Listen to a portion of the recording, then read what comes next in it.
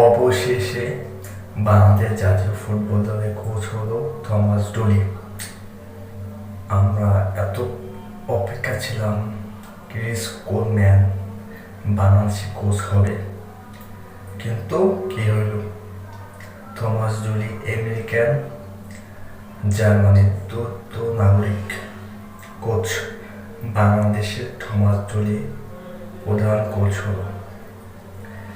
কি আশা ছিল বাংলাদেশের ফুটবল দর্শক ফ্যামিলিরা, কি আশা ছিল থমাস ডুলির জন্য বা ক্রিস কোলম্যানের জন্য, বাংলাদেশ স্টারের জন্য?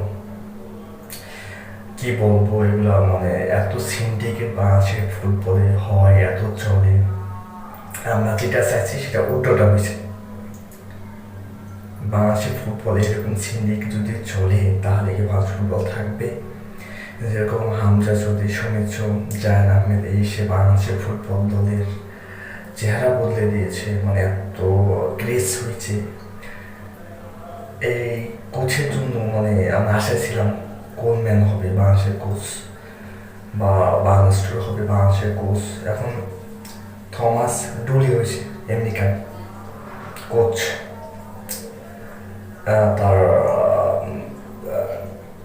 তার স্যালারি হলো $8,000 শূন্য শূন্য জামাইকে ছিল $8,000 ছিল, আর বাংলাদেশে $10,000 আছে। $2,000 বেশি দিয়ে কি জন্য?